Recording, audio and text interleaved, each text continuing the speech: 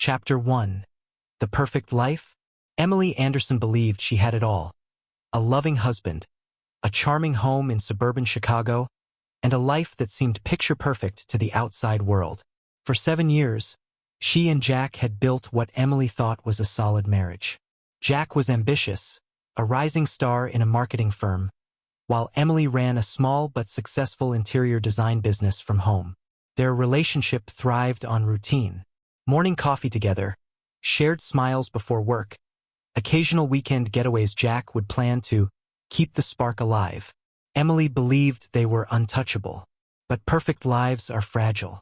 Over the past few months, Jack's late nights at work had become more frequent. His phone would buzz with messages even during their rare quiet dinners, and Emily noticed a new distance in his eyes, as if his thoughts were elsewhere. He blamed it on a big account he was handling. Standard excuses that Emily accepted, though not without a lingering feeling in her gut. Trust, she reminded herself, was the foundation of their marriage. But sometimes, even the strongest foundations can crack under weight you don't see coming. Chapter 2. The New Secretary. It was during a rare lunch date that Emily first heard about Rachel. "She's the new executive assistant," Jack said casually, biting into his sandwich. "Fresh out of college, sharp kid. She's been a huge help with the campaign." Emily smiled politely. "That's great. You could use the help." Jack nodded, his eyes lighting up in a way that didn't go unnoticed.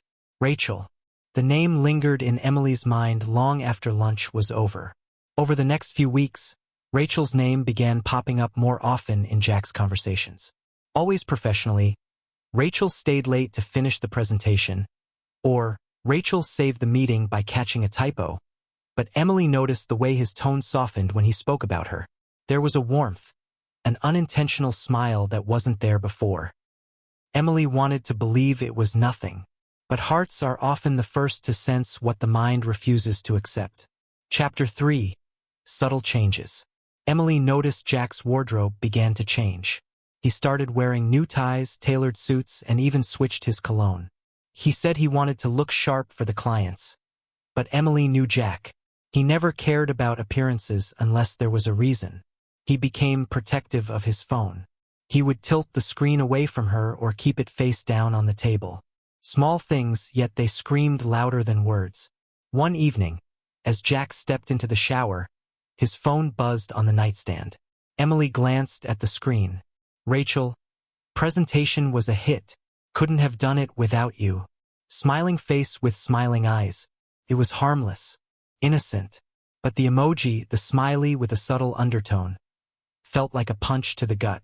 Emily didn't confront him. Not yet. Instead, she began watching more closely. Chapter 4. Truth in Plain Sight. The breaking point came unexpectedly. Emily had driven downtown to surprise Jack with lunch.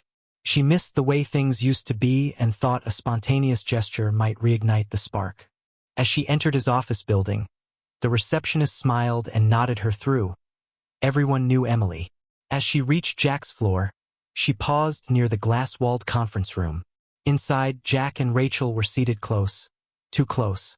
Rachel was laughing at something Jack said, her hand briefly touching his arm. Jack wasn't pulling away. Instead, he was looking at her in a way Emily hadn't seen in months. That look used to be hers. Emily stood frozen, her heart pounding in her ears. She wasn't witnessing a scandalous affair. Not yet. But she was watching emotional infidelity unfold. The kind that digs deeper wounds than fleeting physical ones. She left without delivering the lunch. Chapter 5. Confrontation and Confessions. That night, Emily sat across from Jack at the dinner table, silence hanging thick between them. Jack was on his phone, smiling softly at the screen. Emily cleared her throat. "Is it Rachel?" Jack looked up, startled. "What?" "Your phone." The smile. "Is it Rachel?" He set his fork down, tension crackling in the air. "Emily, don't start this." "I'm not starting anything, Jack. I'm asking, are you emotionally involved with your secretary?" Jack rubbed his face, exhaling sharply. "It's not what you think." "Then what is it?" Emily's voice trembled. "Because from where I'm sitting, It looks like my husband is falling in love with another woman. Jack's silence was the loudest confirmation. I didn't plan for this, he said finally. Rachel is... She's easy to talk to. She listens. She makes me feel alive. I don't even know when it started. I swear nothing physical has happened. Emily felt tears sting her eyes. You didn't plan it, Jack, but you let it happen. He reached for her hand, but Emily pulled away. I've been here, Jack. Always. You never talked to me. You chose to talk to her. The confrontation left them both emotionally drained. Jack didn't sleep in their bedroom that night. Neither did Emily. Chapter 6. The Aftermath. The following days were a blur of quiet tension. Jack assured Emily he would set boundaries with Rachel, but Emily knew it wasn't about boundaries. It was about feelings. You can't put up walls where a door has already been opened. Emily found herself at a crossroads. Part of her wanted to fight for her marriage, to reclaim the love that was once hers. But another part, a quieter, stronger part, wondered if love should ever be fought for this hard. One evening, as Emily walked through a nearby park, her phone buzzed. It was a message from Jack. I'm sorry, Em. I'm so lost right now. I don't know how to fix this. Emily typed and deleted responses. Finally, she typed, You need to figure out if you want to. That night, Emily packed a small bag and drove to her sister's place. Space was necessary for both of them. Chapter 7. Healing or goodbye? Weeks passed with minimal contact. Jack respected the space, though he sent occasional texts to check in. Emily focused on her work, pouring herself into her projects. Yet, every quiet moment was haunted by memories, good and bad. Then, one afternoon, Jack showed up at her studio. I ended it, he said, standing awkwardly by the door. With Rachel. I transferred her to another department. She understood. Emily raised an eyebrow. Did she? Jack sighed. Maybe not, but I needed to.